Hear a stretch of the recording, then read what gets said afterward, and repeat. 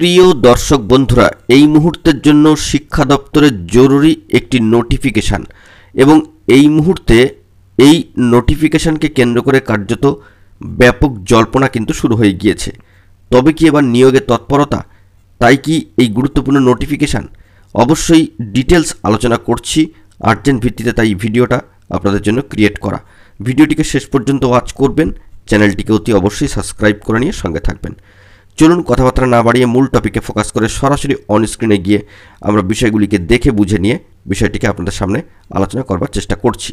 অত্যন্ত গুরুত্বপূর্ণ একটি নোটিফিকেশান অন স্ক্রিনে কিন্তু আপনারা দেখতে পাচ্ছেন।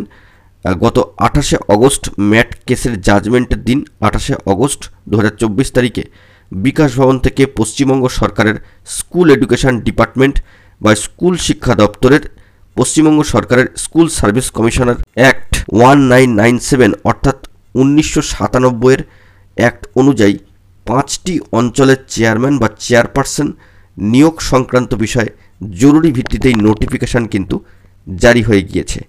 সরাসরি অনস্ক্রিনে সেই ডিটেলসটি এবং সেই ডিটেলস টেবিলটি, যেখানে উল্লেখযোগ্য চেয়ারপারসন ও চেয়ারম্যান সাহেবদের যাবতীয় ডিটেলস কিন্তু দেওয়া রয়েছে, তা আপনারা দেখতে পাচ্ছেন। এবং এই টেবিল অনুযায়ী যে বিষয়টি দেখা যাচ্ছে যে southern region, eastern region, south eastern region, western region এবং নর্দার্ন রিজিয়ানের ক্ষেত্রে বিভিন্ন সম্মানীয় চেয়ারপারসন বা চেয়ারম্যান সাহেবরা কিন্তু নিযুক্তির যে একটা বিস্তারিত বিবরণ তা কিন্তু দেওয়া হয়েছে।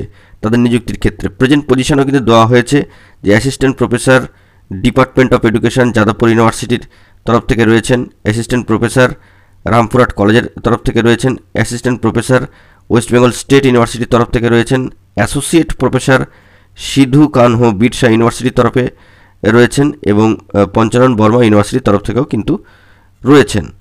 তো সব মিলিয়ে বলতে গেলে উল্লেখযোগ্য ব্যক্তিত্বরা চেয়ারপারসন বা চেয়ারম্যান হিসাবে 5টা রিজিয়নের ক্ষেত্রে, ভিন্ন ভিন্ন রিজিয়নের ক্ষেত্রে কিন্তু নিযুক্তি পাচ্ছেন, southern, eastern, south eastern, western এবং নর্দার্নের ক্ষেত্রে। তো ইতিমধ্যেই এই যে নোটিফিকেশান তাকে কেন্দ্র করে জল্পনা তৈরি হয়ে গিয়েছে যে তবে কি এবার নিয়োগে তৎপরতা? ম্যাট কেসের জাজমেন্টের দিনে এরকম একটা গুরুত্বপূর্ণ নোটিফিকেশান এসে যাওয়ার ক্ষেত্রে তো হতেই পারে নিয়োগের তৎপরতার বিষয়ে এই জোরদার একটা প্রচেষ্টা বা পদক্ষেপ।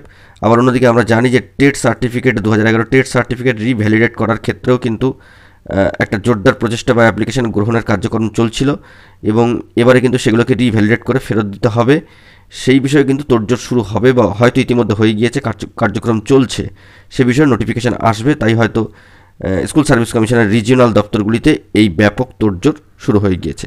তো যাই হোক না কেন, এসএসসি যে বিভিন্ন বিষয়কে কেন্দ্র করে একাধিক তৎপরতা গ্রহণ করছেন তা কিন্তু বোঝা যাচ্ছে। হতেও পারে নিয়োগ সংক্রান্ত, হতেও পারে কিন্তু 2011 TET certificate life time validation সম্পর্কিত। তো এই বিষয়ে আমরা আরও তথ্য সংগ্রহ করার চেষ্টা করছি, বিষয়টি আরও একটু খবর সংগ্রহ করার প্রয়োজনীয়তা রয়েছে। তবে এই তৎপরতা অবশ্যই শিক্ষা দপ্তরের অত্যন্ত গুরুত্বপূর্ণ বলেই কিন্তু ওয়াকিবহল মহল সূত্রে মনে করা হচ্ছে। তো দেখা যাক কি খবর আপডেট পরবর্তীতে আসে। বন্ধুরা, সেই দিকে আমরা ফোকাস রাখার চেষ্টা করছি, জরুরি তথ্য পেলে সবটাই প্রোভাইড করবো। এখন এটুকুই, সকলে ভালো থাকবেন, চ্যানেলটিকে অতি অবশ্যই সাবস্ক্রাইব করে নিয়ে সঙ্গে থাকবেন। ধন্যবাদ।